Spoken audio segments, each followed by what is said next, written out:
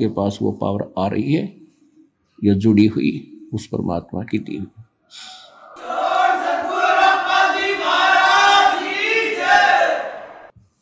तो ठीक इसी प्रकार परमात्मा गरीबदास साहिब जी को कह रहे हैं और अपना सारा ज्ञान बताया। फिर गरीबदास जी ने परमात्मा की महिमा को कैसे सुनाया।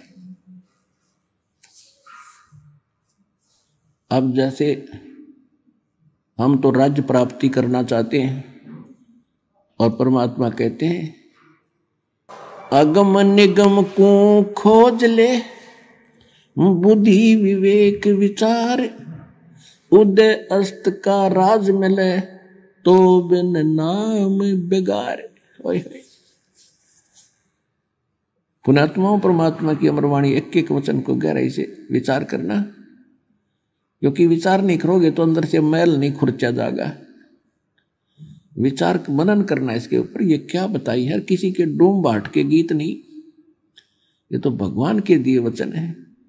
पहले तो हमें शंका रहती थी कि किसने देखा है भगवान, आगे क्या होगा किसको पता है। अब जब भगवान ने आकर बता रहा है कि ये होगा, ऐसा होता है, तो वो भी अग्रम अग्रम खत्म होगी। किसने देखा है? खुद भगवान ने बताया, और जिनने भगवान देखा उनने बताई। तो फिर अगर नहीं मानता है तो घनी पी रहा है भाई। तो कहने का भाव ये है कि गरीबदास साहिब जी क्या बताना चाहते हैं कि अगम निगम को खोज ले, परमात्मा से प्राप्त ज्ञान के आधार से कह रहे, और बुद्धि विवेक विचार, थोड़ा सा विचार करके देख, उदय अस्त का राज मिले तो बिन नाम बेगारे। अब जैसे बेगार किसे कहते हैं? बेगार क्या होती है? बेगार उसे कहते हैं मेहनत गणा और इनकम निल और पूंजी घरते खर्च हो, उसको बेगार कहती है। जैसे पहले पुलिस वाले पकड़ ले जाते थे इन 3 व्हीलर वालों को, तो एक 3 व्हीलर वाला बता रहा था कि कल मैं बेगार में फंस गया। पहले पुराने समय की बात है, 30-40 वर्ष पहले। पुलिस वालों के पास अपने निजी वाहन नहीं होते थे। वो बता रहा था कि कल शाम ने पकड़ दिया उन्हें और सारी रात चलाया, अगला दिन सारा, शाम ने छोड़ा अगले दिन। अपने जेब से सारा खर्चा मान्य किया, सारा तेल डलवाया, और 10 मिनट की फुर्सत नहीं, सारा दिन पहिया चला। यानी इन किराए के व्हीकलों का पहिया चलता रहे तो उसने न सोचा कर अब तक घनी कमाई कर ली होगी। और उस दिन कमाई की तो दूर रही, पहिया खूब घूम रहा था।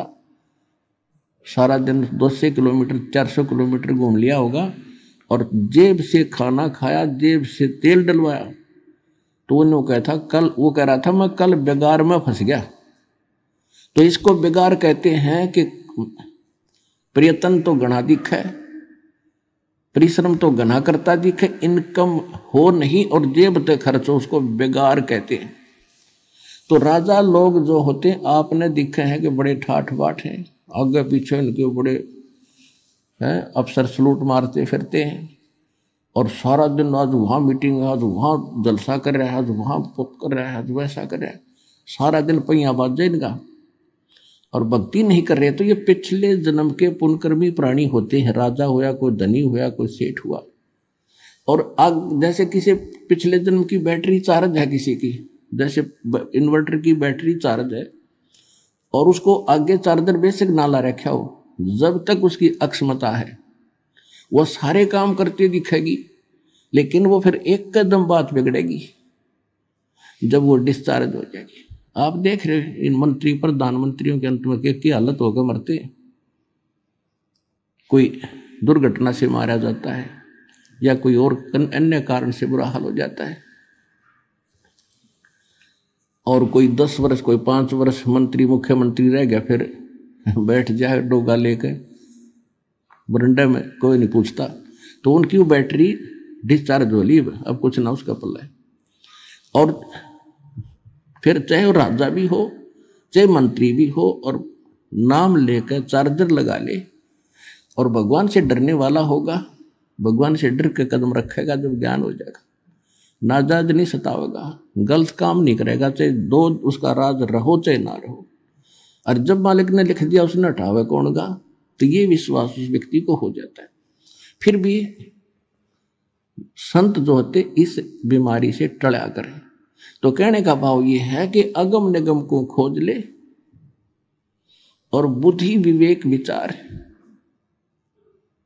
उदय अष्ट का राज मिले, पूरी पृथ्वी का भी शासक हो जा, तो बिन नाम बिगाड़े। तो जैसे पिछले जन्म के पुण्य चलते हैं इस प्राणी के, तब तक खूब सुख दिखाई देता है।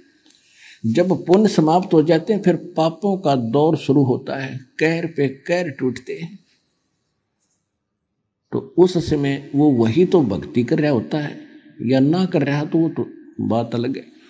तो जब सत साधना हम करेंगे तो ये दुख बचा करते हैं और यहाँ के इस नकली राजपाट से हमारा मन हटेगा। इस ज्ञान से आपकी कैसी स्थिति हो जाएगी, इंद्र दा राज और काग का बेस्टा, होय होय।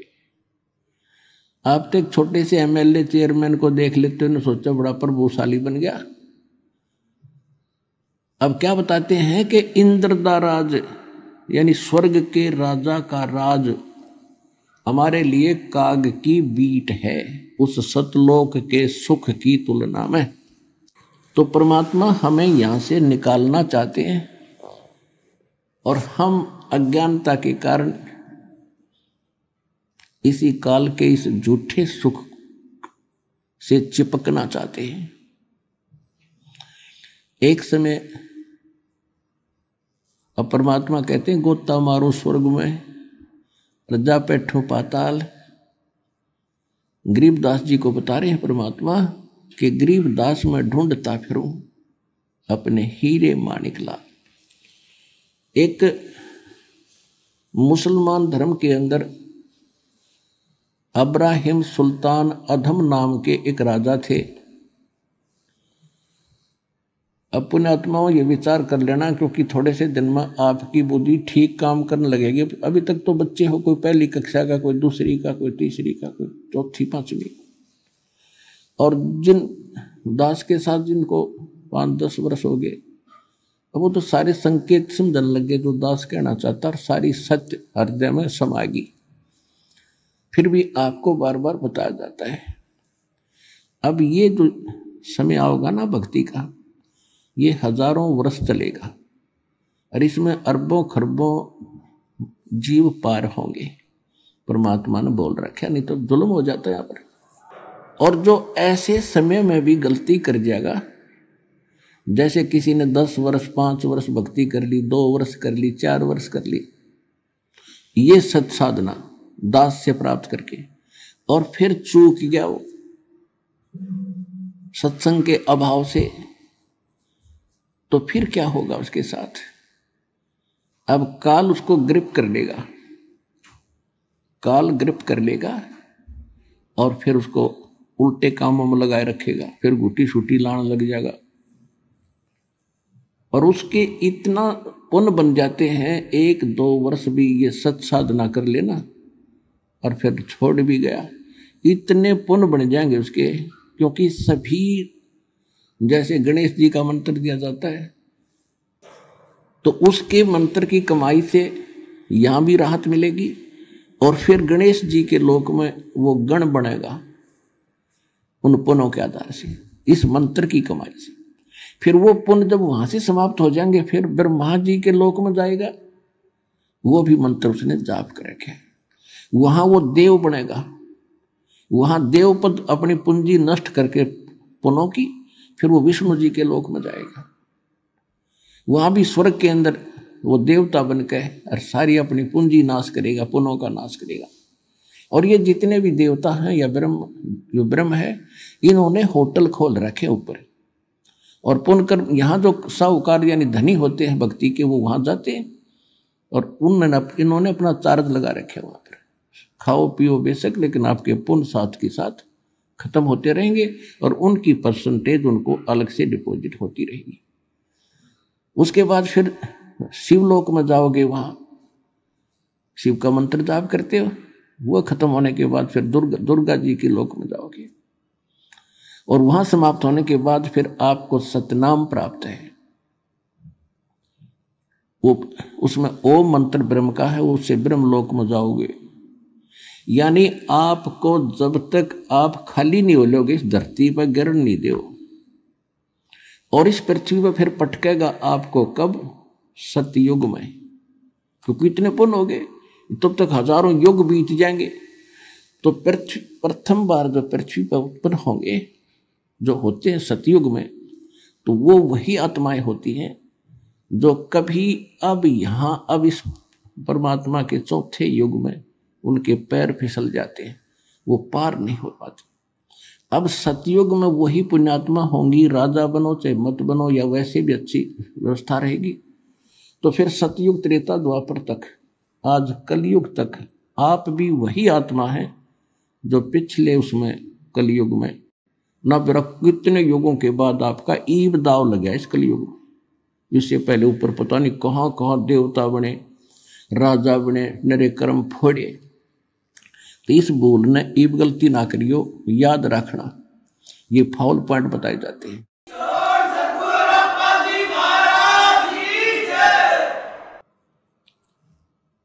तो वही आप वही पुण्यात्माएं हैं। अब सतयुग त्रेता द्वापर में भगवान आपके अंग संग घूमा करते थे, प्रत्येक को संदेश देते, प्रत्येक युग में चाहे किसी तरह वो दें, किसी तरह जाएं। लेकिन हम कान्ना पर कटाड़ गए, हम सुखी थे। अब भी जो सुखी हैं, कोई मंत्री बना है, कोई मुख्यमंत्री बना है, उसको सुनाओ ज्ञान जाके, इन्हों का फिर देखेंगे, हाँ ठीक है चलो फिर देखें। और जब उसकी दुरुक्ति शुरू होगी तब कोई कह दो जी वहां चलो, चलो भाई चलते हैं। कहते दुख में सुमरण सब करे और सुख में करे ना कोई, जय सुख में सुमरण करे तो दुख कहे को होए। तो दुखी होकर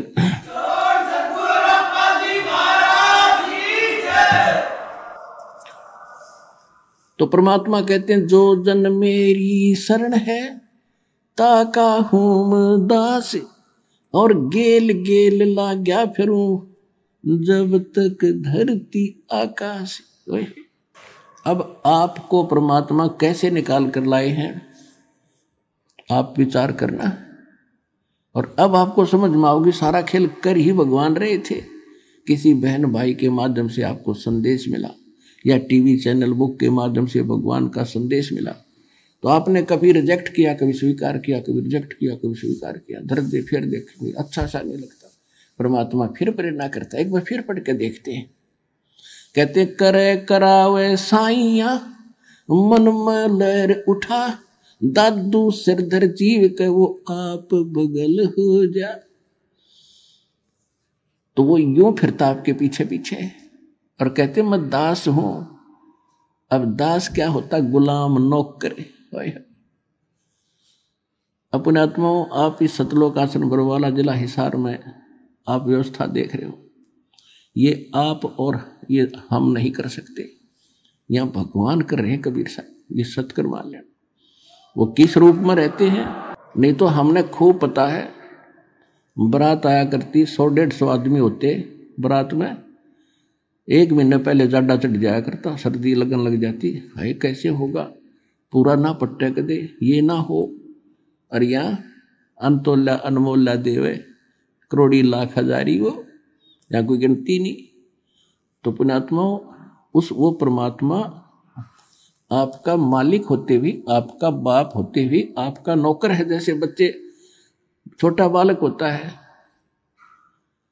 तो माता पिता उसको कंधे बैठा लेते हैं, सिर पे बैठा लेते हैं।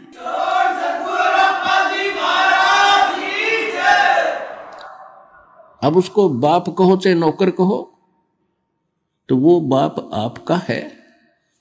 और वो खुद कह रहा है कि जो जन मेरी शरण है, एक बार उसकी शरण में आ जावे। और ताका हूं मैं दास, और गेल गेल लाग्या फिरूं जब तक धरती आकाश। कहते उसने छोड़ दू नहीं, पार तो अवश्य करूंगा, फिर उसके दुर्भाग्य वो बीच में भूल भटक जाता है तो अपना इतना समय और बर्बाद कर दिया आपने और हमने। यदि मालिक की शरण ग्रहण ठीक से रखते तो हम पहले पार हो जाते। तो जो फाउल पॉइंट है ये भी ध्यान रखना, किन कारण से हम गलती करते रहे वो साथ साथ पैरेलल बताए जाते हैं। और ये परमात्मा कितने दयालु हैं। कहते हैं जैसे कोई भूल भटक गया और गलती से चला गया विष्णु लोक में, शिवलोक में, और वहां जाकर आपको याद आवेगी कि गुरु जी तो ये बताया करते कि यहाँ तो विष्णु लोक है, यहाँ तो हमारे पुण्य समाप्त होंगे, पुण्य खत्म होती है, फिर नरक में 84 लाख हो जाओगे, हमने तो गलती कर दी। कहते वहां भी यदि तू मुझे याद करेगा ना सच्चे दिल से, वहां भी आ जाऊंगा और तेरा वहां से छुटवा के तेरे को फिर से मनुष्य जीवन दिला दूंगा। अब मनुष्य जीवन बिना भक्ति नहीं हो।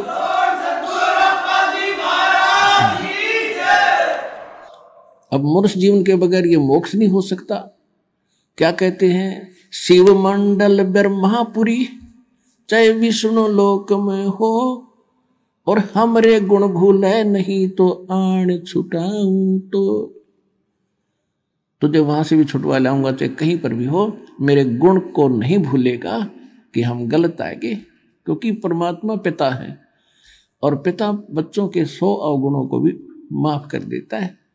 तो हम कितनी गलती भयंकर वहां करके आए और फिर हमारे पीछे पीछे घूम रहे, और अब हम पल पल पर कर रहे हैं, और फिर भी दयालु हमें सोचता है किसी प्रकार इसकी बुद्धि ठीक हो और निकले यहां से। तो इस ज्ञान से ये सारा बुद्धि सेट होगी।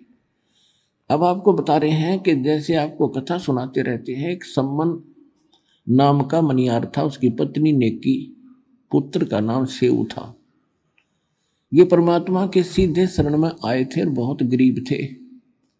ऐसी परिस्थिति बन गई थी कि परमात्मा की सेवा के लिए सम्मन ने अपने पुत्र सेऊ का गर्दन भी काटनी पड़ गई थी। और कबीर परमात्मा ने वो लड़का जो का तू जीवित कर दिया था, उसका निशान भी नहीं था कि गर्दन कट्टी है कि नहीं कट्टी। और वो परमात्मा की परीक्षा में वो परिवार सफल हुआ। उसके बाद उनको अटल भक्ति दी और मालो माल कर दिया। कहते हैं नुक्ते ऊपर रिझ जाएगा रे, ये करोड़ कर्म जड़ जाएं तुम्हारे। अब जैसे परमात्मा की तरफ हम चलते हैं और समर्पित होकर देखो, अब भगवान मिला अपने को, इसमें डगमग ना हो, क्योंकि ये किसी डूम बांट के बताए गीत नहीं है, वाणी नहीं है, भगवान का दिया ज्ञान और प्रमाण है। तो इसमें समर्पित हो, संसार को ना देखकर भगवान के ज्ञान को आधार बनाकर चलो इस मार्ग पर। फिर देखना, एक भक्त है, वैसे तो बहुत से ऐसे भक्त हैं जिन्होंने मालिक के नाम पर इतना दृढ़ विश्वास किया, बिल्कुल घना नुकसान होता दिखा था, फिर भी अटल रहे और फिर उनको कितना सुख दिया। तो परमात्मा की वाणी है, सत ना छोड़े सूरमा और सत छोड़ने पत जा, और सत के बांधे लक्ष्मी फिर मिलेगी। एक भक्त ने दीक्षा ली थी, वो ट्रांसपोर्ट का काम करते हैं, और उस समय उनके पास एक का ट्रक था। उनके पूज्य पिताजी पहले हमारी शरण में आए थे, दास की शरण में, वो बहुत नेक आत्मा थे, और उन्हीं की प्रार्थना परमात्मा ने स्वीकार करके उस परिवार को शरण में लिया था। अब उसने लड़के ने ज्ञान गणा समझ लिया था, कति डट के। क्या हुआ कि उसका एक का ट्रक था, बाकी किराए पर लेकर चलाते थे वह, और वो एक्सीडेंट को प्राप्त हुआ और उसकी इंश्योरेंस भी खत्म हो रही थी। तो उस समय उसको 70-75 हज़ार का, यानी जितने का भी वो ट्रक था, 1,00,000-2 लाख का वो नुकसान हो गया। तो उसकी माताजी ने कहा कि भाई देख, पहले तेरा बढ़िया काम चल रहा था और यो नाम ले लिया तो देख तेरा कितना नुकसान हो गया, इस नाम न छोड़ दे, तू वही भक्ति कर ले। अब वो बता रहा था कि जी मैंने तो परमात्मा के सामने एक कर्ज करी थी कि दाता चाहे कटोरा हाथ में दे दियो पर अपनी शरण से दूर ना करना। यो ज्ञान बार बार समझ में नहीं आता और ये भगवान बार बार नहीं मिलेगा। उस दिन के बाद कुछ ही दिनों में परमात्मा की रजा ऐसी हुई, आज उसके पास सैकड़ों की संख्या में गाड़ियां हैं और जी खोल कर दान कर रहा है वो बच्चा। तो यहाँ परमात्मा कहते सत ना छोड़े सूरमा, सत छोड़े पतजा, और सत के बांधे लक्ष्मी फेर में ले गया। कहते नुक्ते ऊपर रिझ जाएगा रे, यो नुक्ता था। भगवान ना नहीं फिर जाए, इतनी मदद भी नहीं करेगा, हमारी डूबे ने नहीं उबारे तो भगवान को तो इसलिए याद करे कति डूबी वे उबार दे।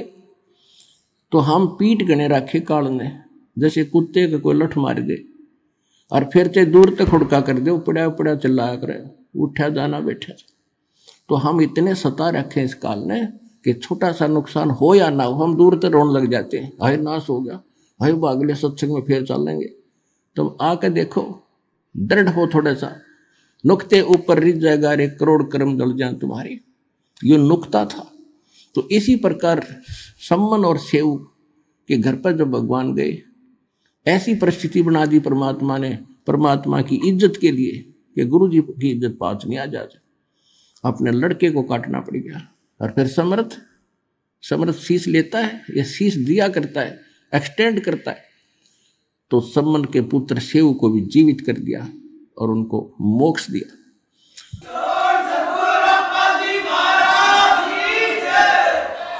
तो इसको कहते हैं नुक्ते ऊपर रिझ जाएगा रे, करोड़ कर्म जल जाए तुम्हारे। फिर हमारी एक गलती है जो सम्मन ने कर दी। उसने क्या गलती की, उसके मन में एक बात बैठ गई कि हे परमात्मा, मैं धनी होता तो सतगुरु की सेवा के लिए मुझे अपना बालक काटना नहीं पड़ता। अब लड़के की गर्दन काटना ये छोटी बात नहीं। और काट दी, फिर उसके बाद उसके दिल में ऐसी ठेस लगी कि ये मैंने क्यों करना पड़ा, कि मेरे पास धन नहीं था। अब वो धन न मांगता रहा, परमात्मा ने उससे जीवन में एक नंबर का सेठ बना दिया। लेकिन सेव और उसकी मां ने की, उनको ज्ञान गजब का समझ में आ गया था, वो तो पार हो गए। ये भी सम्मन रह गया, माया माया करता, मृत्यु होगी। अगले जन्म में ये नौ शेरवान नाम के एक शहर में नौ शेर खान नाम का राजा बना, बादशाह बन गया, क्योंकि इतना दान सेक्रीफाइस कर रखा था। जब घना धन मालिक ने दिया, इसने डिट के फिर भी दान किया था, उस दान के प्रतिफल में यो बादशाह बन गया। और इसके 80 खजाने थे, 80 गंज बोले हैं। एक यानी जमीन में दाब्या करते पहले राजा लोग, और उस पर एक झंडा टांग देते थे, ध्वजा। तो इसकी 80 ध्वजा टंगी हुई थी। तो राजाओं को दूर के राजाओं, गुप्तचर लोग बता दिया करते थे कि उस राजा के 80 गंज खजाने हैं। 80 गंज, एक गंज में अरबों खरबों का खजाना होता है, हीरे पन्ने लाल ऐसे ऐसे, सोना चांदी। अब वो तक खूब चौड़ा हुआ बैठा राजा बन के, इतना धन है मेरा, और कंजूस इतना हो गया, दान नहीं करता। तो काल चाहता है कि ये भक्तिहीन हो, इसका भट्ठा बैठे, सारे खजाने दाबे में बैठे, कल मृत्यु हो जाती, गधा बनाओ, वो खजाने के काम आते उस मूर्ख के। वही सम्मन था। अब कहते गोता जो जन मेरी शरण है, ताका हूं मैं दास, और गैल गैल लाग्या फिरूं जब तक धरती आकाश। अब परमात्मा का काम बढ़ाया, अपनी वीरान माटी करवाई। अब भगवान फिर पहुंचे वहां एक साधु रूप बना के, और जाके कहा महाराज कुछ दान दे दो। देखो हमारी बुद्धि सेट करने के लिए, हमें उभारने के लिए भिखारी बने भगवान। साधु संत बनकर कहा कि मुझे कुछ दान दक्षिणा करो। तो राजा इतना बुद्धिहीन हो गया, क्योंकि जितनी माया घड़ी होगी उतना कंजूस बनेगा, और बुरे काम में लाओगा, अच्छे काम में जीव ला नहीं सकता जब तक भगवान साथ नहीं होगा। तो वो राजा कहने लगा कि महाराज मेरे पास पैसे नहीं है। परमात्मा ने कहा कि देखो ये 80 ध्वजा फहरा रही है तेरी, आप क्यों झूठ बोलते हो, कुछ दान कर दो भाई, देख कल्याण होगा तेरा। कहने लगे बाबा जी ये मैं तो लोग दिखावा कर रखा है, इसमें कोल्हे दाब रखे, कोल्हे, सच बताऊं कोल्हे, हीरे हरे को नहीं इसमें। परमात्मा बोले ठीक है, जैसी तेरी नीत है भाई, ये कोल्ले हो जाएंगे फिर तेरे लिए। अब न्यू कह के परमात्मा चल पड़े। राजा ने सोचा भी संता की वाणी कदे सच्ची हो जाया करे। उसने खोद कर देखा, कोल्ले पाए, दूसरा खोदा, कोल्ले पाए, तीसरा देखा, सारे कोल्ले। अब उसको तो हार्ट अटैक होने की तैयारी होगी। अब उसने कहा कि संत को खोजो, कहाँ गया। अब पाजे सैनिक बताया, एक ना के बता जी, आज वहां बैठी हैं वृक्ष के नीचे। राजा गया पैदल नंगे पैरों, चरणों में गिर गए, महाराज माफ कर दो, जितना कहोगे उतना ही दान कर दूंगा। कहने लगा भाई तेरी नीत गेला बरकत हुई है यार, रखा पड़ा नहीं को लेकर था तो फिर क्यों रो है। नहीं जी गलती होगी, मैं तो लुट जाऊंगा, पिट जाऊंगा। परमात्मा बोला इनको दान करेगा ना 80% तो मैं वापस करूंगा, यानी एक आध रख ले, बाकी दान कर, नहीं तेरा नरक में जाएगा तो उसने कहा ठीक है, जैसे आपको उन्होंने सोचा भागते चोर की लंगोटी अच्छी ना, सारा गया। तो उसने जो भी है जैसा वायदा किया, जैसे दान काफी दान दून कर दिया, फिर भी कुछ रखा उसने। अब जब उसने दान तकरीबन कर दिया, खजाना रह गया थोड़ा, तो उसके मन में एक दोष और आ गया। कहने लगा मैं भी अच्छा मुंह रखूं, सारा दान कर दिया, बाबा जी के देखना होता है, कादा कर दूं हैं, अच्छे घोड़े खरीदूं हो, अच्छे ब्याह करवाऊं और जो करूं हो, मोक्ष फिर भी ना चाहे, ये बकवाद फिर चाहिए, उसकी मृत्यु होगी, अगले जन्म में वह पूर्ति भी कर दी। वो अब्राहिम सुल्तान अदब नाम का, बलख नाम के शहर का राजा बना। बलख बुखारे का, इराक में एक बलख शहर है, तो वहां वो राजा बना और इतना धन दे दिया, क्योंकि जैसा आपने किया भगवान वो तो आपको साथ देता ही रहेगा। इतना धन दे दिया कि उसने 18 करोड़ तक घोड़े खरीद रखे, 18 करोड़, और हजारों की संख्या में ब्याह करवा लिए। अब ये इच्छा लेकर मेरा था नालायक, ले भाई फोड़ ले भाग अपने। और अब क्या होता है, परमात्मा को तो पता था कि देखियो बैठ गया सिंगर के अकबसीब कदे नहीं जाऊं, और पिछले कितने जन्म और बड़े बड़े खजाने छोड़ कर मर लिए। अब उस प्यारी आत्मा को जो फिर से नरक में दलदल में फंस गया, राज के में हजारों की संख्या में ब्याह करवा रखे, 18 करोड़ घोड़े। अब गांव में पहले हमने देखा था, एक भी घोड़ा या घोड़ी किसी के घर पर होती तो उसने नो कहा करते बड़ा भाई धनी आदमी है, बड़ा चौधरी आदमी है, एक के घोड़ी में। और जिसके 18 करोड़ घोड़ी हो, घोड़े और घोड़ी हो, तो वो राजाओं में कितना संपन्न माना जाता था, ये शायद से अंदाजा लगाया जा सकता है। अब देखो, राजा हो चाहे रंक हो, भगवान की चाह फिर भी रहती है, आत्मा भूल नहीं पड़ती आत्मा को। अब उसने क्या किया, एक संत के बारे में सुना कि बड़ा पहुंचा हुआ संत है, 2 के 20 बना देता है, बड़ा धनी कर देता है। अब राजा उससे चक्कर में एक नकली ठग का फंस गया, उसको खूब दान दे, वो बताओ भी दान करोगे तो उभरोगे, ये है वो है, और जब दान दे बस मुझे नहीं चाहिए, किसको दे दे, जैसा भी थोड़ा बहुत वो दान करता था। तो एक दिन क्या हुआ, उसने राजा की उस अब्राहिम सुल्तान अधम ने एक अंगूठी बनवा रखी थी, छाप, और उसमें हीरे छोटे छोटे इतने जुड़वा रखे थे, यानी बहुत कीमती थी वह। और उस ठग ने वह देख ली संत ने कि यह किस प्रकार से ली जा, तो उसने अपने चेले तक कह और उस राजा जैसी अंगूठी बनवा ली, और नकली बनवा ली, कति डुप्लीकेट, सेम टू सेम। और राजा जब उसके पास पहुंचा दर्शन करने के लिए, तो राजा से कहा, राजा ने कहा कि चलो महाराज आज नौका विहार करते हैं दरिया में। चलो। अब जब वो नौका में बैठे जा रहे थे, तो राजा की अंगूठी की तरफ नजर लगी थी पहले उसकी कि राजन ये क्या ले रखा है, अगली अंगूठी है, ये कितनी कीमती है, कि ऐसे ऐसे 1 लाख रुपए की बनी है। अच्छा, वाह भाई वाह। और उस नाविक को कहता है, पतवार को, माँ उसको कि भी सीधा चला, इधर चल इधर। राजा का ध्यान इधर हुआ, वह अंगूठी बदल ली और कहता है अच्छा इतनी कीमती हमारे किस काम की, वह फेंक दी दरिया में। राजा ने सोचा कि बड़ा त्यागी बैरागी भाई, ये तो संत के कमाल की बात है, इसकी लालच ही नहीं इसके मन में, और ज्यादा डिवोट हो गया उसके ऊपर, भाई संत होता है ऐसा हो। अब कुछ दिनों के बाद क्या हुआ, उस चेले की गुरु की बिगड़गी। कहते हैं गुरु लोभी शेष लालची दोनों खेल लेंदा, और दोनों डूबे बापुड़ा चढ़ पत्थर की नाव।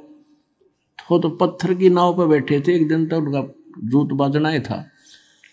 उस चेले ने मंत्री को बता दिया कि ये संत नहीं, ये ठग है, और राजा की जो अंगूठी थी ना, इसने दरिया में नहीं फेंकी, ये खुद दबाए बैठा है। मंत्री ने कही राजा को, राजा के यह बात गला उतरे नहीं, अग्नि ने ऐसा नहीं हो सकता। तो मंत्री बड़ा समझदार था, उसने वो बोला शेष कि अभी सच्ची बता, राजा तक की बात जाएगी, बात बिगड़ जाएगी। ने बोला जी कत्ती सच्ची है। उस सुनार के पास ले गया जिससे उसने डुप्लीकेट बनवाई थी, वजीर वहां गया तो उसने बता दिया सुनार ने, हाँ ये चेला बनवा के ले गया था और कह रहा था गुरु जी ने बनवाई, सेम टू सेम जैसी राजा की बनाई थी, मैंने ऐसी नकली बना रखी। तब दृढ़ मंत्री ने राजा को कहा जी सचमुच ऐसा ही है, मैं आपको जो कह रहा हूँ वो ठग है बिल्कुल। तो राजा बोला वो प्रमाण है, कहाँ जी, वो बता रहा है कि वहां दबा रखी। उसी दिन राजा ने जाके छापा मारा, वह स्थान खोजा, वह नौकरी उठी पाएगी। राजा ने उस संत का दे लातों दे मुक्या, पहले तो उसकी दे ही तोड़ी और फिर भगा दिया कि इस राज में नहीं दिख जाएगा मेरे को। अब उसके बाद उसके मन में उन संतों के प्रति हेट होगी, नफरत होगी। उसने आसपास के जितने संत थे सबको पकड़वा लिया, जो भी जहां में लग वो पकड़ गए। अब डर, राजा वो धार्मिक राजा होते थे, उनको डर तो रहता है कि कोई सचमुच अच्छा भी संत हो सकता है, ऐसे नहीं किसी को तंग करना चाहिए, कोई बद्दुआ ना दे दे। तो वो क्या करता था कि सबसे प्रसन्न करता था कि तुमने भगवान देखा और देखा है तो मुझे दिखा। अब देखा ही नहीं क्योंकि तो बेचून का है तो नहीं देखा जी, वो बताते अनुभव करो, अनुभव से ऐसे होगा कि चलो। वो जेल में डालने शुरू कर दिए और चक्की पीसो। ऐसे 360 संत पकड़ लिए और जेल में डाल दिए, बाकी डरते आवा नहीं, वो छोड़ गए उसकी सीमा को। अब देखो परमात्मा के लिए डबल समस्या, एक तो थोड़े बहुत भक्ति करने लगे थे, वो नास्तिक बनाने की तरफ चल पड़े काल के दूत, और भगत चाकी पीसर भगवान ने याद करें, वो आत्मा तो कबीरा भगवान की थी कि परमात्मा तेरे नाम पर लगे आज ये इतना कष्ट हमें, और उधर से उस राजा को नरक से निकालना था। अब क्या बताते हैं, अब गरीबदास जी ने परमात्मा की वाणी को, परमात्मा की जानकारी को अपनी वाणी में किस प्रकार बताया है। पुण्यात्माओं, जैसे तुलसीदास जी ने रामायण को अपने चौपाइयों में अपने वाणी के आधार से बताया है, इसी प्रकार समझ लो परमात्मा से प्राप्त ज्ञान को दिव्य दृष्टि के आधार से 100% ज्ञान गरीबदास जी ने परमात्मा का सुनाया है, उनकी लीला बताई। पंजा दस्त कबीर का सिर पर अर्श अमाने, बादशाह नो शेरवा से आने भये सुल्तान। 9 शेरवा के राजा से फिर सुल्तान अधम बन गए। 18 लाख तुरा दिया और 16 सेंस हुरम्बे, सतगुरु मिले शिकार में है मारा बान असंभ। अजब नवेली पद्मनी अजब नवेला भोगे। और देखो अदम सुल्तान ने भाई कैसे लीना योग। गगन मंडल से उतरे वो साहेब पुरुष कबीर। गगन मंडल से उतरे सतलोक से आए और चोला धरा खवास का।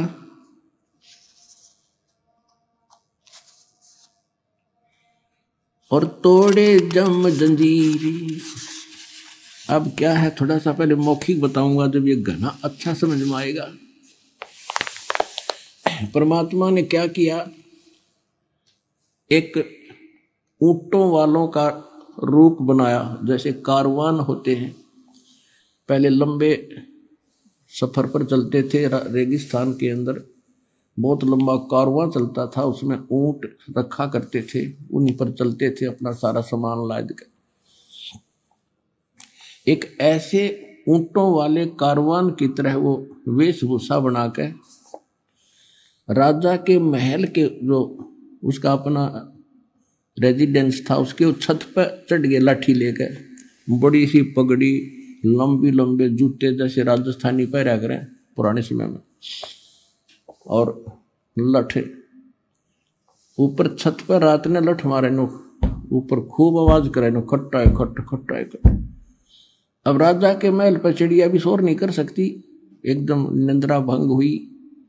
सभी को उसने ललकारा कि तुम कौन हो, क्या कर रहे हो, ऊपर क्या हो रहा है, तुमने देखा नहीं, पकड़ के लाओ उस कमबख्त को, कौन है जो शोर करे।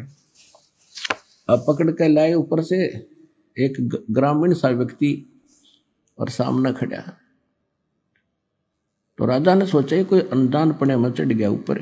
उसने पूछा भी कौन है तू, यहाँ क्या कर रहा था, कैसे आ गया तू। तो परमात्मा ने कहा कि ये मैं भाई, मेरा ऊंट गुम हो गया भाई, और मैं खोजता खोजता तेरी छत पर चढ़ गया। ऊंट खोजूं था तेरी छत पर। तो राजा ने सोचा सचमुच भोला भाला व्यक्ति है। कहने लगा देखो भगत भले आदमी, अरे ऊंट कभी छत पर हो सकता है, तेरी अकल मारी गई है।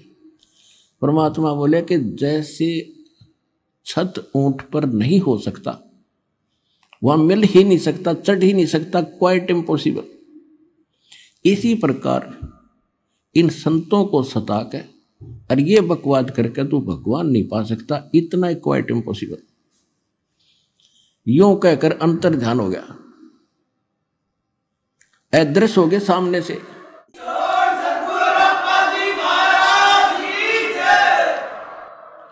अब राजा को लगे चक्कर आने, अपने आत्मा सामने ऐसी घटना घट गया तो चक्कर आ जा आदमी। उसने सोचा कोई फरिश्ता था या ये केबला थी। उधर से परमात्मा वहां पहुंच गए जेल में, जहां उसके बच्चे 360 चक्की पीस रहे थे। अब वहां जाकर के उन पहरेदारों से कहा, पुलिस वालों से, कि भाई मेरी भी सजा कर दी तुम्हारे राजा ने। वो बोले तू अच्छा भला आदमी, आप पे आ गया, कहाँ पे आ गया। मैं तो भाई राजा तो डर लग गया। बोला ठीक है बैठ अंदर। वो बैठा दिया और कहा ये चक्की पकड़। तो परमात्मा खड़े हो गए, कहने लगे भाई देखो एक काम करेंगे हम, चाहे तो चक्की चलवा लो और चाहे इसमें तुम कणक डालो, एक काम तुम करोगे, काम करेंगे। और सबको कह दिया बंद कर दो भाई। अब सैनिका ने सोची जो अच्छा क्रांतिकारी है, इसने सटराई करवा दी। कहने लगे बात उन्हें सोची, पुलिस वाला ने सोची कि लाइन नसीब दे कराएंगे आज, पहले 2 घंटे 4 घंटे चक्की चलवाते थे, सारा दिन चलवाएंगे। कहा कि हम कनक डालेंगे और तुम चक्की चलाओ। परमात्मा बोले ठीक है, पोजीशन पकड़ो, आप आओ सारे तैयार हो जाओ, कणक ले लेगा। अच्छा हो गए तैयार। परमात्मा एक सोटी ले रहे थे डंडी सी, अपनी चाकी के उस डंडे का लगा दी, चल बच्चा पीस देन काटा। तो वो सारी चक्की 360 की 360 कखा उठा दिया, जैसे बिजली वाली चाल लग रहे। अब उन सभी से कहा कि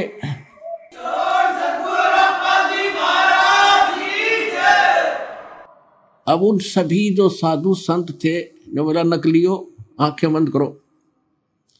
आंखें बंद करी और खोलो। आंखें खोली तो जंगल में खड़े हैं। परमात्मा बोले भाग जाओ इस बुद्धि भ्रष्ट की सीमा छोड़ के। वो तो गए थुक मुठियां जाओ कोती डांग ठोकते, सीमा पार करके डटे बाबा जी। तो अब उधर से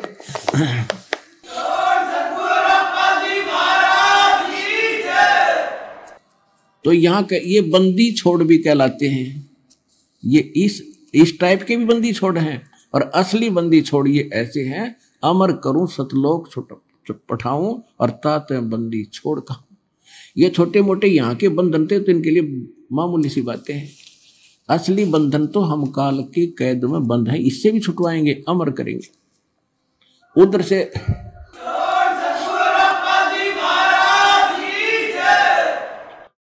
उधर से राजा चिंतित हो गए, बेहोश हो गए।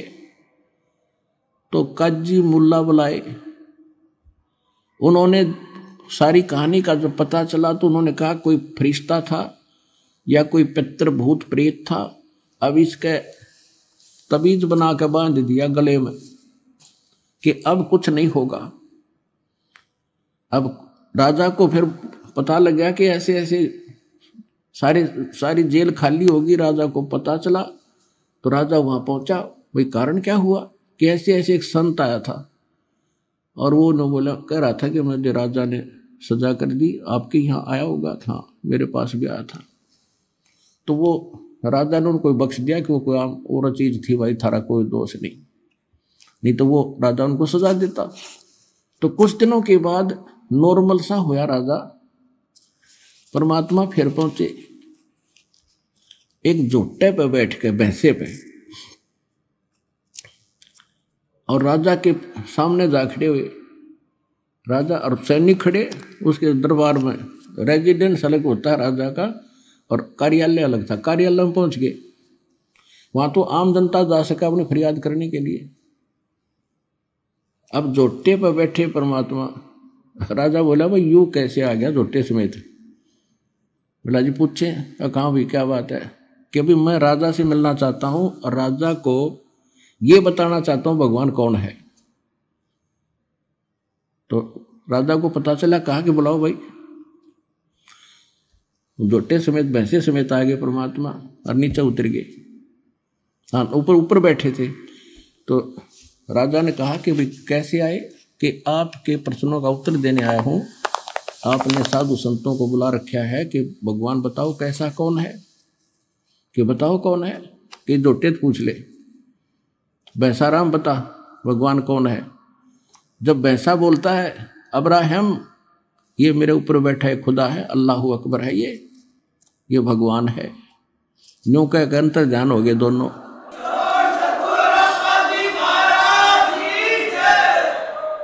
अब राजा फिर चित गया, बेहोश हो गया, चक्कर खा के गिर गया। फिर मौलवी बुलाए उन्होंने, बाईं बाजू पर तवीज बांध दिया दूसरे ने। अब कुछ नहीं होगा। अब कुछ दिनों के बाद वो नॉर्मल सा हुआ राजा। परमात्मा चले गए एक यात्री का रूप बनाकर। पहले सफर करते थे यात्री तो रात्रि में कहीं रुकते थे तो धर्मशाला में रुका करते, सराय में।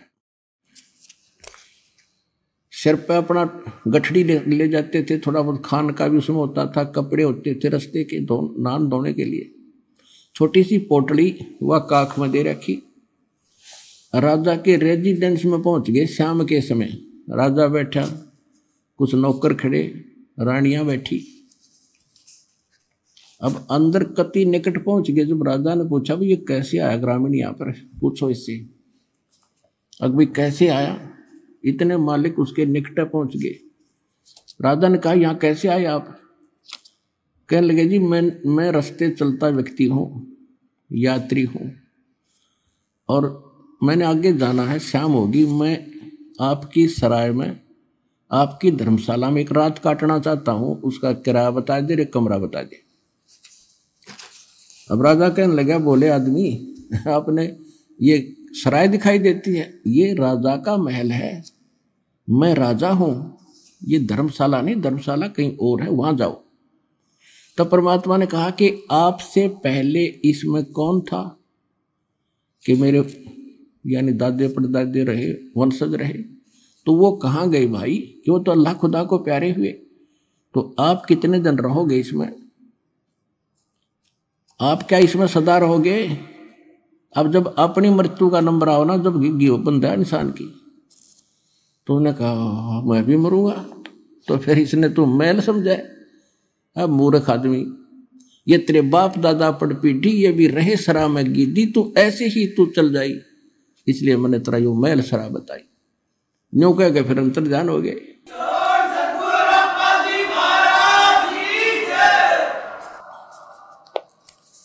अब वो फिर चक्कर खा गया, दूसरी बाजू का बंधवा दिया तबीज मौलवियों से, अकब ठीक रहेगा। अब कुछ दिन बाद राजा नॉर्मल सा हुआ, वह माया की भांग फिर चढ़ने लगी, इतना फिर पहुंच गए। राजा का एक 9 लखा बाग था, जिसके अंदर बहुत लंबा क्षेत्र होता है और 9 लाख टाइप के बढ़िया बढ़िया उसके पेड़ पौधे और फूल लगाए जाते हैं। उसमें दिन में विश्राम करता था 2-4 घंटे, और वहाँ बांदियों की ड्यूटी लगाई जाती थी। नौकरानी उनकी वो बेड को सेट करके आते थे, बिछाते थे झाड़ जोड़ कर, और आसपास फूल के गुलदस्ते लगाया करते थे। और बांदियों की ड्रेस अलग होती है, जैसे नौकरों की, पियोनों की खाकी ड्रेस होती है, ऐसे ऐसे होती थी। एक दिन परमात्मा स्वयं गए दासी रूप बना के, बांदी रूप बना के, और अब्राहिम सुल्तान की वह बाग में सेज यानी बेड लगाया, चारों तरफ गुलदस्ते लगा के, और लेट गए, उस समय स्वयं सो गए। अब राजा गया, उसने माथा ठनका कि रानी का एक बांदी की हिम्मत और मेरी बेड पे सोने की, इसका दिमाग खराब हो गया। एक हंटर होता था, हंटर रखते थे कोड़ा, अगर घोड़े का मार दे तो घोड़ा गिर जाए, इतना तगड़ा आदमी था वो अब्राहिम सुल्तान, इतना ताकतवर आदमी था। और परमात्मा के लेटे लेटे का उसने गुस्से में आकर पट्टाए पट 3 मारे, और तीनों के न्यारे न्यारे निशान शरीर पर हो गए, परमात्मा की देही पे। अब फिर खड़े हुए मालिक बांदी रूप में, एक बार तो थोड़ा सा आए मर गया, ऐसे मर गई नो कहा, और फिर खड़ा होगा जब देखा वो तो लीला करे थे, और हंसते हंसते लोट पोट हो गए हंसे। अब राजा की समस्या आधे से ज्यादा तो वहां समाधान हो गया कि ये कोई बात और है। इस कोड़ा के लगने के बाद औरत हंसे, उसने बाजू पकड़ ली परमात्मा की, कहने लगा बांदी तू हंसी क्यों करे, किस लिए हंस रही है तू? कि मैं इसलिए हंस रही हूं कि इस तेरी गंदी सेज पे बेड पे मैं तो एक घड़ी लौटी थी, और इसी निकम्मी ये बेड है जिसको मुझे 3 करोड़ों की सजा मिली। मैं न्यू हंसू हूं बेटा, तेरे साथ के बीतेगी, तू तो डेली सोता है इस पे।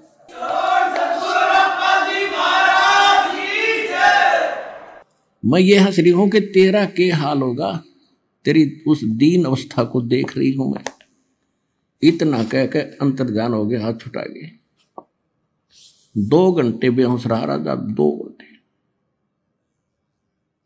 अब उसके बाद काफी दिन के बाद क्या सोचा, रानियों ने सोचा, मंत्रियों ने सब सलाह करी कि इसको हम बाहर ले जाते हैं जंगल में, हफ्ते 10 दिन के लिए बाहर रहेंगे, शिकार करेंगे, इसका मन सेट हो जाएगा, काम काज में लग जाएगा।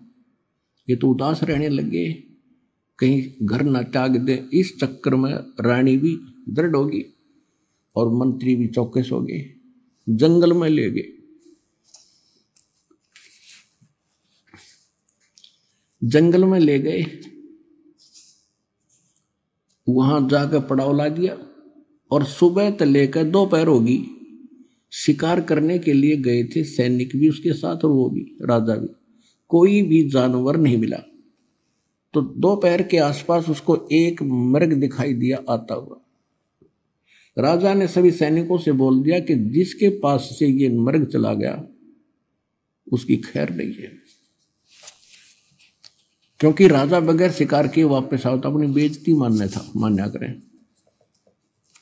तो परमात्मा ने ऐसा दया करी, वो तो लीला थी, वो मर्ग उस राजा के घोड़े के नीचे के निकल गया। राजा शर्मिंदा होकर उसके पीछे भाग लिया कि इसको मैं ही पकड़ूंगा। इतनी दूर चला गया, वहां जाके टेढ़ा होकर अंतर्धान हो गया और बहुत दूर चला गया, और अपने पड़ाव से बहुत दूर चला गया जहां उनकी रोटी पानी था। वह आसपास कोई जल नहीं, उसको भूख भी लग गई और प्यास भी, घोड़े को भी उसको भी। ऐसी स्थिति आ गई उस राजा की और घोड़े की, अगर 10 मिनट 20 मिनट जल ना मिले तो दोनों मरे। अब जब यह आत्मा इस स्थिति में आती है ना, राजा था जब तक ऊपरले मनते अल्लाहू अकबर करे था, उस जब आत्मा से पुकारा जैसे मरते हुए भगवान याद करते, अल्लाहू अकबर तो ये यही है, अल्लाह कबीर, सबका मालिक, सबका बाप और सबका जो रहमत वाला। पहुंचूंगा क्षण एक में जन अपने के हेत। जब उसने ऐसा करा सचमुच भी मरेंगे दोनों।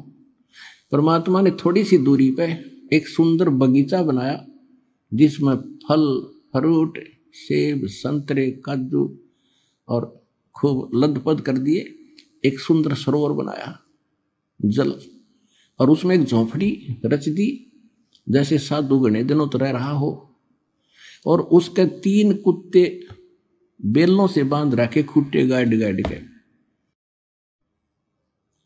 और उधर से इब्राहिम सुल्तान रोता हुआ आगे को खिस रखने देख रहा था। सामने देखा जल तो खुशी हुई, घोड़े को पानी पिलाया, आप पिया, फिर फल फ्रूट खाए, फिर देखे तो महात्मा बैठे हैं। उसने वहां पर जब छक लिया ना, पेट भर गया, जान बच गई, फिर बकवाद भावे। उसने सोचा कि बाबा जी 3 कुत्ते ले रहा है, बढ़िया है, तो एली सेशन से, और इनमें से 2 ले चलता हूं। क्या करेगा बाबा यहाँ पर? अब परमात्मा के पास आकर कहने लगे कि जिंदा इन 3 कुत्तों का क्या करेगा तू? परमात्मा बोले बैठ जा, बताऊंगा। वो बैठ गया और उनके सामने काजू किशमिश के हलवे बना के और पत्तों पर रख के, और उनसे इतनी दूर पर रख रखे, वो कोशिश कर रहे बेलों समेत वहां तक मुंह पहुंचाने का, पंजे पहुंचाने के, पहुंच नहीं रहे और भूखे मरे। और फिर उनका एक खाली बेल और ले रहे थे कुत्ते बांधन की, जिन वह रखी थी साथ में, और उधर से परमात्मा एक सोटी ले रहे थे, उनके डंडा मार रहे थे। तो राजा ने कहा कि ये क्या कर रहे हो, इनको खाना क्यों नहीं खाने देते, और इनमें से 2 कुत्ते मुझे दे दो, आप क्या करोगे? परमात्मा बोले भाई ये कुत्ते ऐसे देने के नहीं, ये VID है, वेरी इंपॉर्टेंट डॉग है ये। अब वो कैसे कि एक बल्ख बुखारे का शहर का जो राजा है ना, ये तो इसका दादा है, पिताजी है, ये उसका दादा है, ये उसका तीसरा दादा है। इन हरामजादों को मैं कहा करता भक्ति कर लो, और मैं बहुत मिला इनसे, इनका बुद्धि में आई को ना। अरे भी इनको हलवा चाहिए, अब खवाऊंगा इनको हलवा, तो और मारे के। अरे यह एक खाली बेल ले रहा हूं ना, अब जो राजा बैठा गद्दी पे वो कुत्ता बनेगा, उसने इसका बांध दूंगा बेटा। उसका तो पसीने आ गए।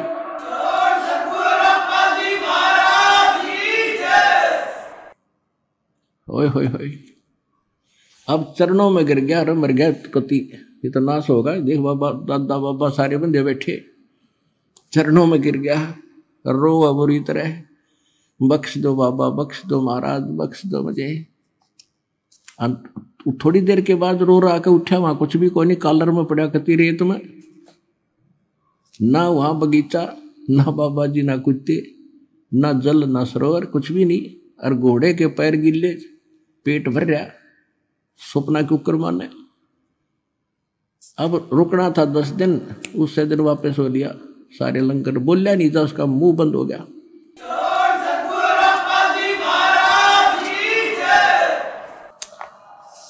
अब फिर आके बैठ गया कति गुमसुम, रानियों ने फिर बुलाया कोई जंतर मंतर करनिया।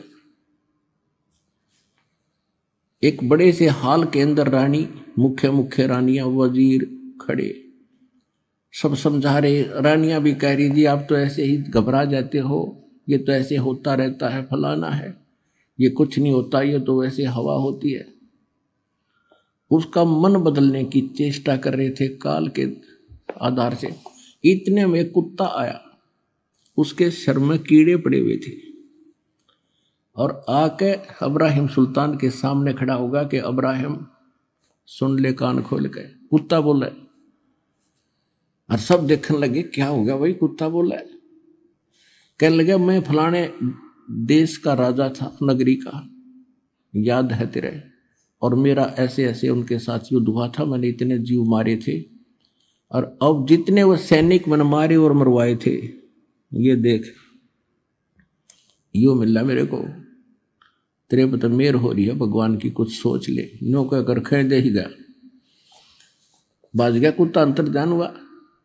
अब वो बोले, राजा बोला कि तुम तो नो को थे कि आप वैसे ही करे हो, तेरे सामने हो रहा है। तो उन सबको बाहर निकाल दिया, गेट आउट, अंदर से कुंडी ला दी।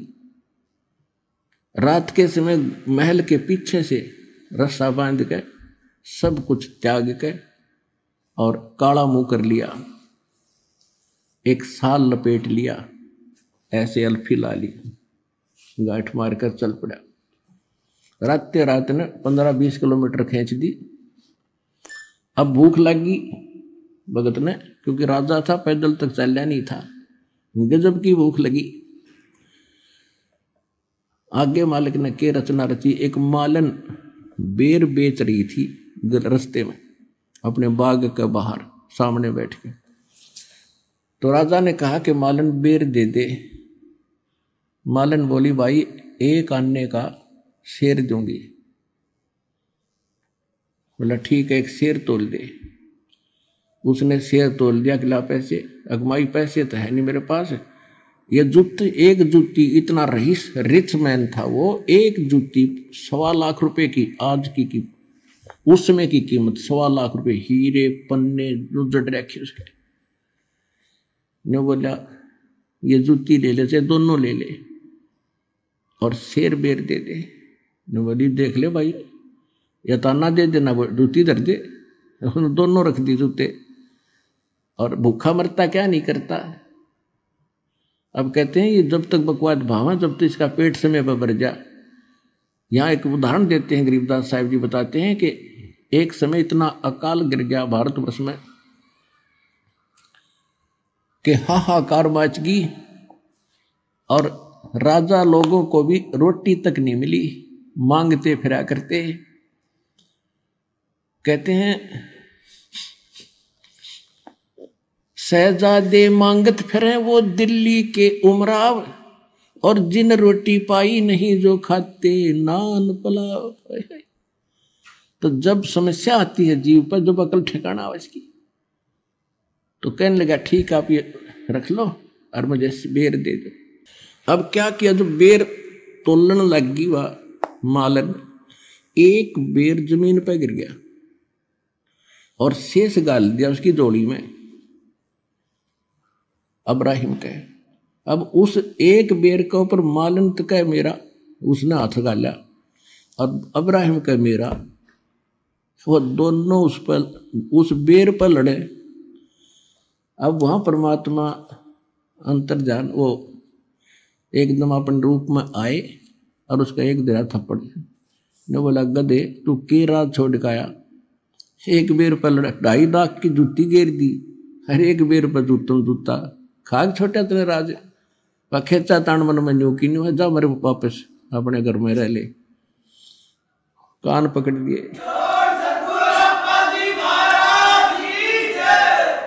कहते 2.5 लाख की पावड़ी और 1 पैसे का बेर, और देख अदम सुल्तान ने कैसी डाली मेर। तब परमात्मा ने कहा फिर क्यों धक्के खाता, फिर तूने छोड़ा क्या है, आ तो गया तू सब कुछ त्यागी बनकर, लड़ाई फिर नहीं होगी, एक बेर पर लड़ रहा है, वहां राज पर लड़ते थे। फिर उसने कान पकड़ लिए। परमात्मा बोले भाई देख बात सुन, अब मैं तुझे उससे नारा करना चाहता था, जिस अड़ंगे में जिस दलदल में तू फंसा पड़ा था। ज्ञान समझाया खूब बुरी तरह कई दिन, और फिर कहा बेटा इब जा बेसिक, इब राज भी कर ले, पर नेक नीति से करना, आत्मा मत दुखाना, और भक्ति भी कर ले। वो बोला नहीं, यह आज्ञा ना दो दाता, नरक से मुश्किल से निकल के आया हूँ, भक्ति नहीं हो पाएगी। आज इसी स्थिति है, बच्चे सयाने हो रहे, अपने आप संभालेंगे। तो इस प्रकार उस अब्राहिम सुल्तान अदम को परमात्मा ने उस दलदल से निकाला। हम मांगे या दलदल के गणा दंडे दाता, दो कोठी बनवा दे भी दाता। परमात्मा कहे बता, अब आपने सफर चलना है भक्ति का, भक्ति मार्ग पर घर पहुंचना है, तो आप यात्री हो, और यात्री के घर में चाहे कितना धन पड़ा हो, वो केवल आवश्यक वस्तु लेकर सफर कर सकता है। जब सारे घर ने सिर पर धर कर चलेगा तो 10 कदम नहीं चल सकता। तो इस प्रकार हमने उस परमात्मा के सफर पर चलने के लिए संसारिक परंपराओं और ये सब कुछ त्याग के हल्के से होकर चलेंगे, तभी हम अच्छी स्पीड खींचेंगे। अब क्या बताते हैं परमात्मा? अब परमात्मा गरीबदास साहिब जी को बता रहे हैं, हम कारवान हो आए, मैलों पे ऊंट बताए, बोले बादशाह सुल्ताना, तुम रहते कहाँ दीवाना, दूज का सिद्ध गवन किया रे, वो डेरा महल सरा लिया रे। दूजे का सिद्ध यानी यात्री बनकर गए, और राजा के महल को, डेरे को मैंने सरा बताया। जब हम महल सराय बताई, सुल्तानी को त्यांवर आई। चक्कर काट गया, शर घूम गया उसका। जब राजा को मैंने ये बताया कि ये तेरे बाप दादा पड़ पीढ़ी ये भी रहे इसी सरा में गिद्दी, ऐसे ही तू उठ चली जाई, इसलिए मैंने तेरी ये शहर, तेरी महल सरा बताई। तो कहते हैं तब सुल्तान अदम को चक्कर आया था इस बात ने सुन के। पुण्यात्माओं, पिछले पुनकर्मी प्राणियों का ये बात जल्दी असर करती है। अब आपसे पुनकर्मी प्राणी, आपने थोड़ा सा ज्ञान सुना और खिंच का आगे, तो ऐसे इसके साथ बन रहा था कि सचमुच यह बात तो सारी सच्ची रे, जुल्म हो गया तो सब चले जाते। जब हम महल सराय बताई, सुल्तानी को त्यांवर आई, अरे तेरे बाप दादा पड़ पीढ़ी, ये बसे सरा में गिद्दी, ऐसे ही तू चल जाई, यो हम महल सराय बताई। उठे बादशाह सुल्ताना, वहां कासिद गैब छुपाना। जो बादशाह उठे और चरणा में पढ़ने लगे, परमात्मा अंतर्ध्यान हो गए उस यात्री रूप में। तीजे बांदी हो सेज बिछाई, तन तीन कोरडे खाई। तीजे बांदी हो सेज बिछाई, तन तीन कोरडे खाई। तब आया अनहद हासा, सुल्तानी गहे खवासा। मैं एक घड़ी से जा सोई, तात मेरा ये हाल होई। जो सोव दिवस और राता, उनका के हाल विधाता। अब परमात्मा ने जो बांदी रूप में सो रहे थे, उसने कोरडे मारे 3 कर तन पे। तब परमात्मा ने कहा था, मैं एक घड़ी से जा सोई था तो मेरा ये हाल हुई, और जो सोए दिवस और राता, उनका के हाल विधाता। मैं न्यों हंस रही हूं। तब गए भी बहे खवासा, सुल्तानी हुए उदासा। यो कौन छलावा भाई, या का कुछ भेद न पाई। चौथे जोगी हम भय जिंदा, जिंदा महात्मा बनकर हम जंगल में बैठे। चौथे जोगी भये हम जिंदा, दिन 3 कुत्ते गलफंदा। दिनी हम सांकल डारी, सुल्तानी चले बागबाड़ी।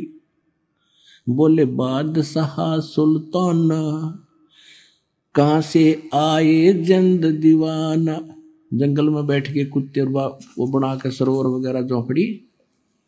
तो बादशाह सुल्तान कहते तू कहाँ से आया जंद? ये 3 कुत्ते क्या कीजे, इनमें से 2 हमको दीजे। अरे ये तेरे बाप दादा हैं भाई, इन बड़ी बदफैल कमाई। यो लो लंगर शीश लगाई, तब कुत्तों धूम मचाई। अरे तेरे बाप दादा हैं भाई, इन्हें भी बड़ी बदफैल कमाई।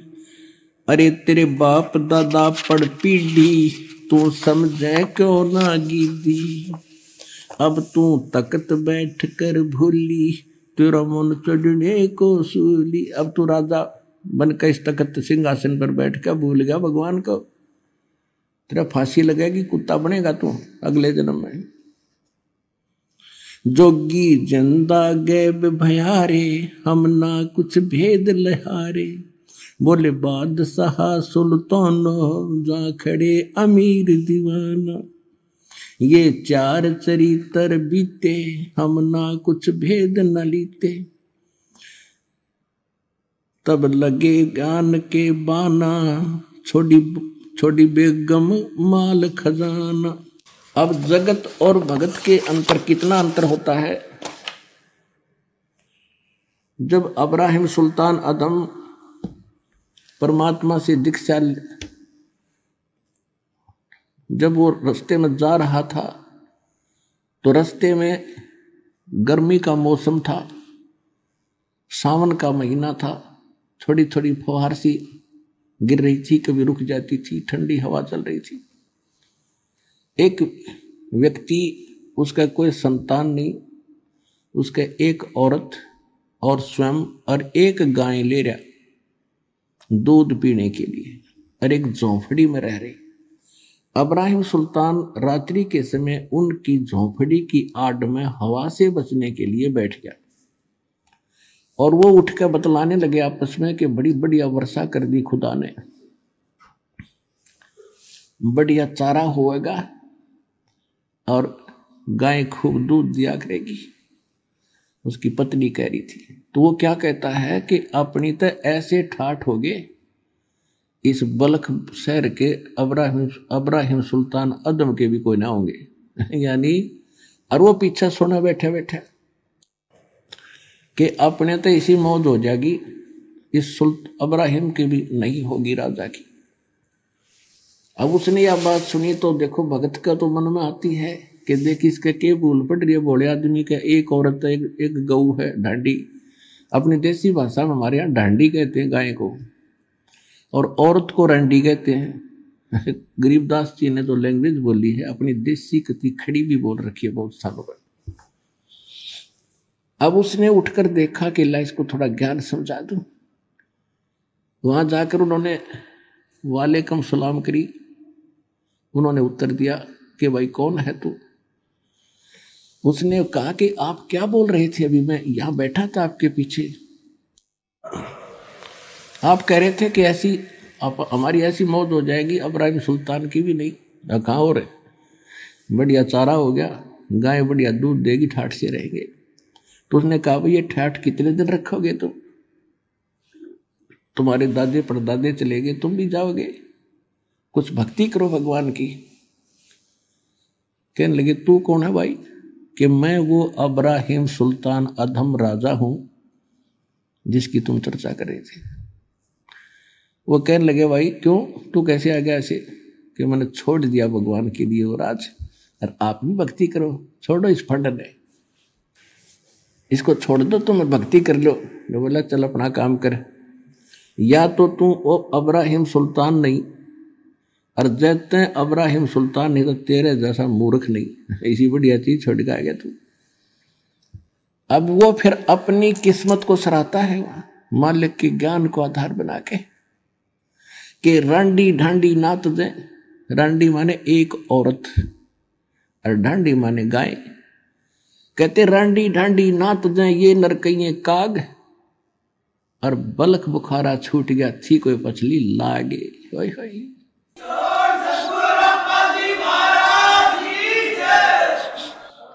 पिछली लाग माने कोई पिछले गजब के संस्कार थे दाता। एक जीव पे यू ना छूटता, इसने ठाठ मान रहा, कल गधा बनकर कुत्ता बनकर घूम गए मूर्ख।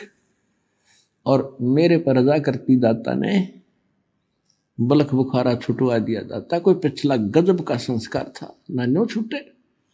तो आप वो आत्मा पुण्यात्मा हो, आपकी कोई पिछली लाग है, यहां आना कोई हंसी खेल नहीं है।